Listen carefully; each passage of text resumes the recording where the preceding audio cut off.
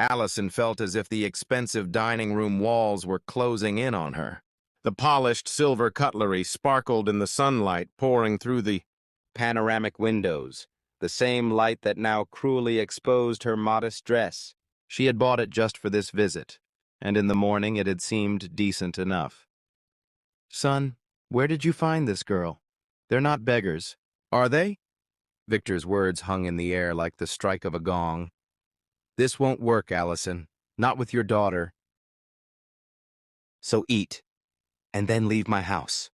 Natalie, Allison's daughter, shrank into her redwood chair, her thin fingers nervously clutching the napkin on her lap.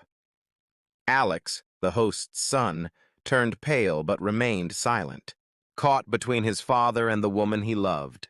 Allison slowly set down her fork. She had lived long enough to know, you must not let others decide how you react. The humiliation spreading through her body, burning every nerve, had to be stopped, not for herself, but for Natalie. "Victor," she said, meeting his eyes, the eyes of a man she'd just met. "I think you've misunderstood the situation. My daughter and I didn't come here begging, and we didn't come for your blessing. Alex invited us, and we accepted. Natalie graduated with honors and works in an international firm. I don't know what beggar means to you, but if it means someone who earns their living honestly, then yes, we are exactly that." She noticed the glimmer of gratitude in Natalie's eyes and how her back straightened. A mother's love often shows in moments like these, when she helps her child reclaim their dignity. Elena, the host's wife, sat with a stone face, but now her cheeks flushed. From embarrassment or anger, Allison couldn't tell. Victor smirked, picked up his knife, and cut into his steak.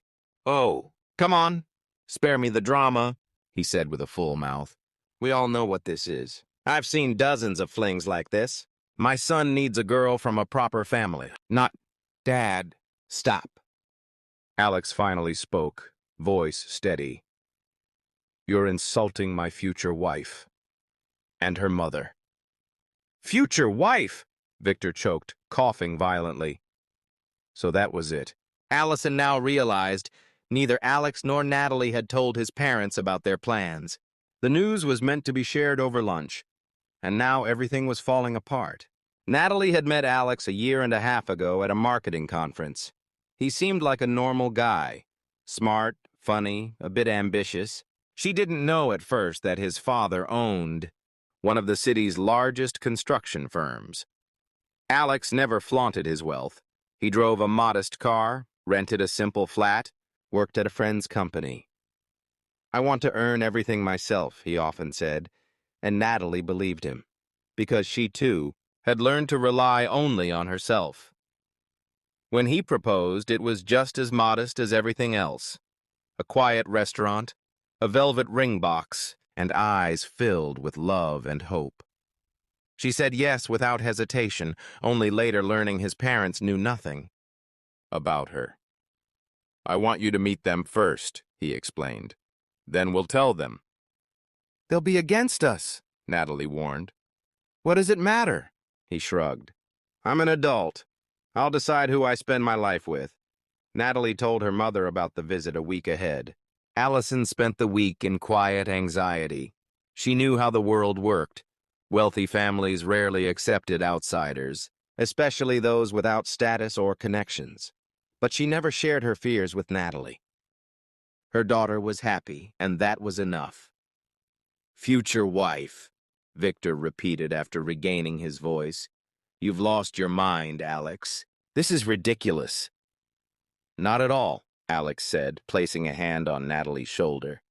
"We love each other. We're getting married." "I wanted to tell you today, but as always, you ruined it with your bluntness." Elena finally spoke. "Are you sure, Alex? You've only known each other for a year and a half, Mom," Alex replied quietly. "A year and a half?" Both parents exclaimed in unison. Yes.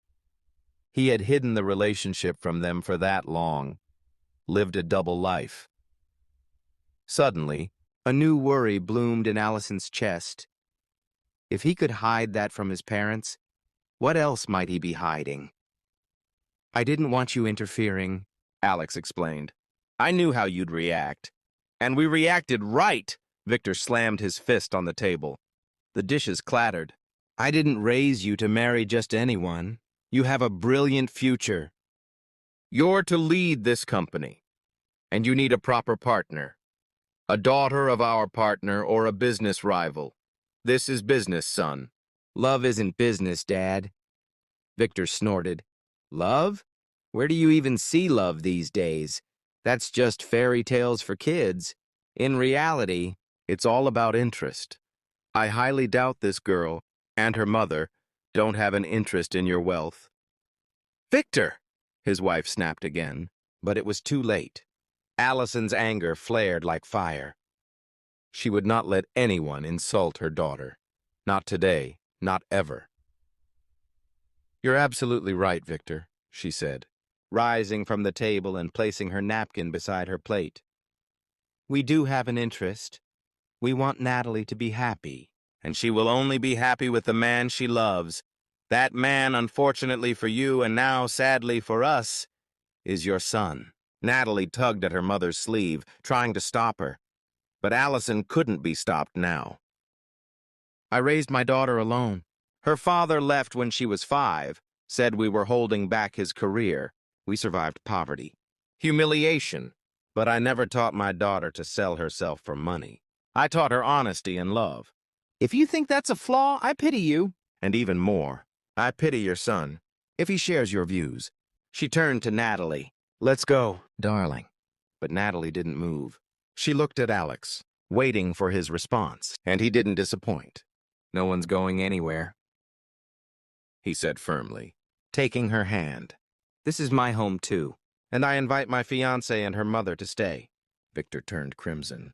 Over my dead body. Choose, son, your precious bride and her mother, or your family and your inheritance. If you defy me, I'll disown you. If you defy me, I'll disown you.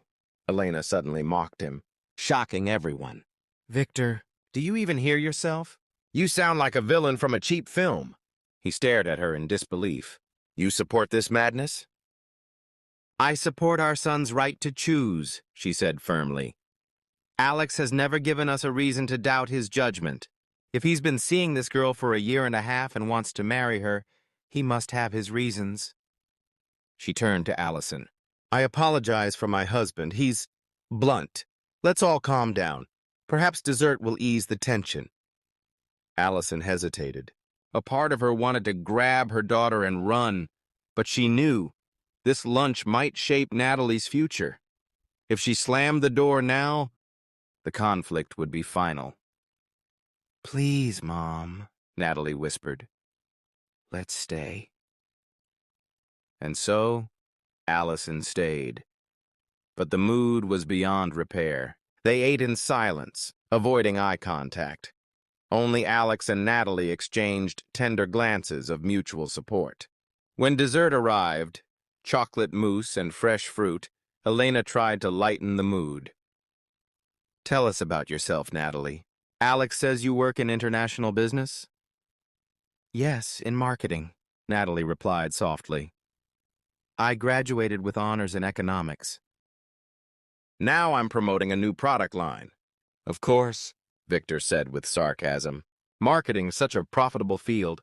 Victor, his wife warned again. What? I'm just stating facts. This girl earns in a month what our son makes in a day. That's reality. And what's wrong with that? Alex cut in. Natalie's just starting her career. She's smart and ambitious. In a few years, she might be department head, maybe even marketing director.